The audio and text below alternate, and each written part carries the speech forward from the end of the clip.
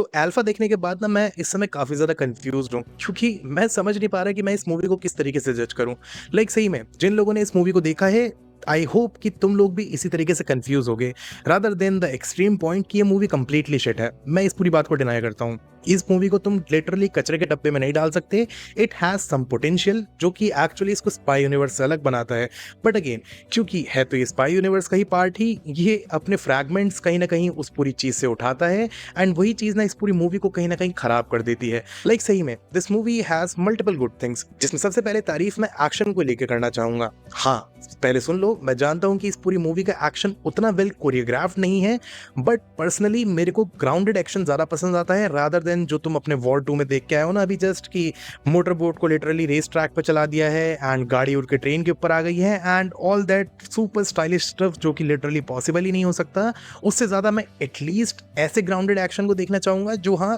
थोड़ा बहुत स्टाइलिश्ड है, but at the same time hand to hand combat पर ज़्यादा रिलाई करता है। आई होप तुम समझ रहे हो जो मैं कहना चाह रहा था। एंड इसी वजह से कहीं ना कहीं आई वुड से कि अल्फा अपने आप को स्पाई यूनिवर्स से थोड़े अलग ट्रैक पे लेके जाती है, एंड एटलीस्ट इसकी शुरुआत से लेके जो सेकंड हाफ का भी तुम कह लो, सेकंड हाफ मतलब सेकंड हाफ के बीच तक ये काफी सही चल रही होती है, क्योंकि कहीं ना कहीं उसमें हमको पाकिस्तान वाला एंगल अभी तक घुसाया नहीं होता। बट क्योंकि है तो ये स्पाई यूनिवर्स, यहाँ पे बात वही आ जाती है कि अगर तुम लिटरली छोले कुलचे वाले से खाना खाने जाओगे तो तुमको वो छोले भटूरे नहीं देगा। सेम चीज यहाँ पे आ जाती है। यहाँ पे at the end spoilers alert, I don't think कि तुम में से किसी को माइंड करना चाहिए, बट फिर भी स्पॉयलर्स अलर्ट, यहाँ पे रिवील हो जाता है कि जो अपने बॉबी देओल का कैरेक्टर है, he is a Pakistani spy, यानी असल में पाकिस्तान का ही एक सोल्जर जो कि अपने इंडियन मिलिट्री में लिटरली इन्फिल्ट्रेट कर चुका है, एंड यकीन नहीं मानोगे वो कर्नल की रैंक पे है, like genuinely colonel, literally one of the highest post in military. And वो भी कैसे, लिटरली अपने पूरी जो आइडेंटिटी है उसको फोर्ज करके, and we have no explanation. So ये कहीं ना कहीं ये जो मूवी है ये मल्टीपल जगह अपने आप को स्पाई यूनिवर्स से अलग भी दिखाती है, but at the same time उसी में फंस के भी रह जाती है। एंड डेफिनेटली इसमें आलिया की परफॉर्मेंस मैं कहूँगा it was good, like not that good, but ठीक थी। कहीं ना कहीं ऐसा लगता है कि वो थोड़ा ओवर रिएक्ट कर रही थी, एंड कहीं ना कहीं उनके जो फेशियल एक्सप्रेशंस थे वो सिचुएशन को अनइंटेंशनली फनी बना दे रहे थे, बट ठीक है। एंड इसी के साथ साथ जो हमारी शर्वरी का कैरेक्टर था वो भी ठीक था, लाइक उसको थोड़ा चुलबुला टाइप का दिखाया गया जो कि काफ़ी मस्तीखोर है, एंड ऐसा सेंस भी बनता है क्योंकि अगेन स्पॉयलर्स अलर्ट, हमको बताया जाता है कि जब अनिल कपूर की जो वाइफ है वो नहीं बच पाती तो actually she give birth to twins, यानी एक्चुअली जहाँ हम सोच रहे थे कि जो शर्वरी का कैरेक्टर है ये असल में ऋतिक रोशन जिस बच्ची को पाल रहा था वो होगी, ये वो नहीं निकलता। एक्चुअली हमको बताया जाता है कि ये दोनों की दोनों जो हैं, जो कि इस समय अल्फा सोल्जर्स हैं, ये असल में अपने अनिल कपूर की बेटी है, जिसमें हाँ क्योंकि अपने जो बॉबी देओल का कैरेक्टर है उसको नहीं पता था कि शर्वरी भी असल में ट्विन पैदा हुई है, तो वो बस आलिया को लेके ही ट्रेन करता है। It was in the second half जब उसको पता चलता है कि हाँ भाई इसकी कोई बहन भी है एंड वो भी अल्फा सोल्जर है। तो हाँ मोटा मोटा यही था जहाँ पे एक्चुअली अपने जो बॉबी देओल का कैरेक्टर था उसको अल्फा सोल्जर्स असल में पाकिस्तान के लिए बनाने थे, एंड एक्चुअली वो यहीं पूरे इंडियन साइंटिस्ट का ही यूज करके उनको ट्रेन करके पाकिस्तान भेजने वाला था। But keeping that all aside, इस पूरी मूवी में जो कैमियो भी था, इकलौता कैमियो जो हमने ट्रेलर में भी देख लिया था, which was of Hrithik Roshan, उनकी एंट्री में कहूंगा कि वो लिटरली वॉर वाली वाइब दे देती है। लाइक जहां पे अभी तक सारी जो फाइट थी मोस्ट ऑफ द टाइम मैं कहूंगा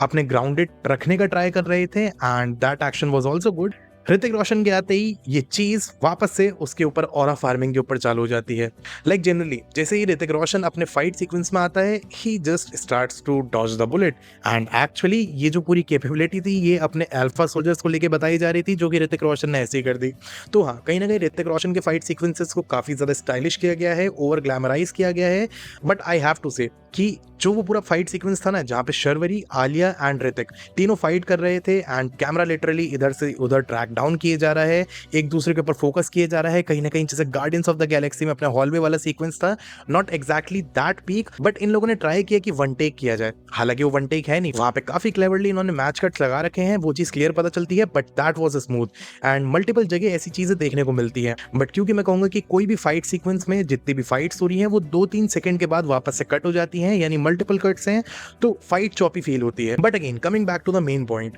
क्योंकि हम यहाँ पे स्पाई यूनिवर्स की बात कर रहे हैं, एंड मैंने लिटरली 1-2 दिन से मैं स्पाई यूनिवर्स की मूवीज देख रहा था जहाँ पे भाई पठान से जो इनका डाउनफॉल हुआ है, मतलब सही में उसकी कोई हद ही नहीं है। पठान में भगवान जाने इन्होंने क्या किया, देन टाइगर 3 भी भगवान जानता है क्या किया, एंड देन वॉर 2 के ऊपर तो कोई थूकेगा भी नहीं। सो यप इसी पूरे कंटेक्स्ट में तुम देखोगे तो alpha seems a fresh story, लेकिन अगर तुम अल्फा को इंडिविजुअली देखोगे apart from the universe, it seems copied, जैसा मैंने बताया। एंड काफी लोग इस पूरी चीज को लेकर क्रिटिसाइज भी कर रहे हैं,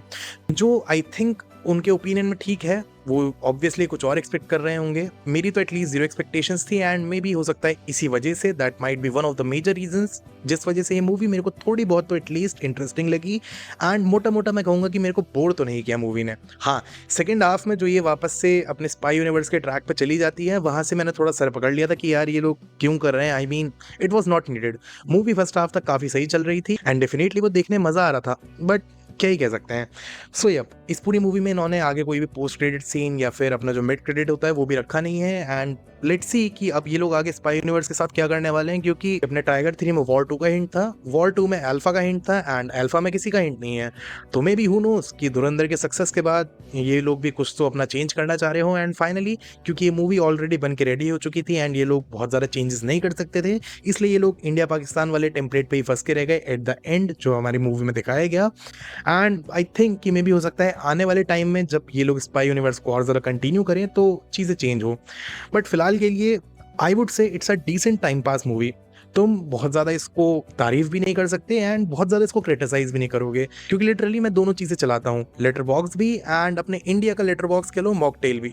एंड लेटर बॉक्स और मॉकटेल में बहुत वास्ट डिफरेंस है, जहाँ पे लेटर बॉक्स इन जनरल 2.5 से 3 की रेटिंग लेके चल रहा है, जो कि एग्जैक्ट है इस मूवी के हिसाब से। वहीं दूसरी तरफ अपने मॉकटेल में काफ़ी सारे लोग इसको स्किप दे रहे हैं, एंड आई नो उनमें से घंटा लोगों ने पिक्चर नहीं देखी है, बस स्किप दे रहे हैं। सो ये कहीं ना कहीं इन माई ओपिनियन मॉकटेल की कैटेगरी में देखोगे तो ये थोड़ा टाइम पास से गो फॉर इट की कैटेगरी में आती है, जिसमें मैं इसको गो फॉर इट में ही डाल रहा हूँ, क्योंकि डेफिनेटली टाइम पास से मुझे बेटर लगी थी एंड जैसे मैंने कहा मैं बोर नहीं हुआ था। But at the same time letter box में देखोगे तो मैंने इसको 3 स्टार ही दिए हैं, इससे ज़्यादा डिजर्व नहीं करती, मिड मूवी थी। So yup, that was all for the Alpha discussion. And definitely इसमें कुछ ब्रेक डाउन करने जैसा ऐसा खास नहीं था, सिवाय वही पूरे फैमिली ड्रामा के जिन्होंने थोड़ा अनिल कपूर के कैरेक्टर को थोड़ा इंपॉर्टेंस दिलाने के लिए ऐड करवाई गई है, क्योंकि डेफिनेटली लूथरा के मरने के बाद अब अपने विक्रांत कॉल ही आए थे। एंड ऐसे में सेंस भी बनता है कि क्योंकि अब तुम एक नया कैरेक्टर पिछले मूवी में यानी वॉर 2 में इंट्रोड्यूस कर चुके हो, तो ऑब्वियसली उसको भी थोड़ा डेप्थ देना जरूरी थी, जो इन्होंने यहाँ पे अल्फा मूवी के थ्रू कर दी। तो हाँ, यही था पूरे अल्फा के बारे में डिस्कशन। एंड मतलब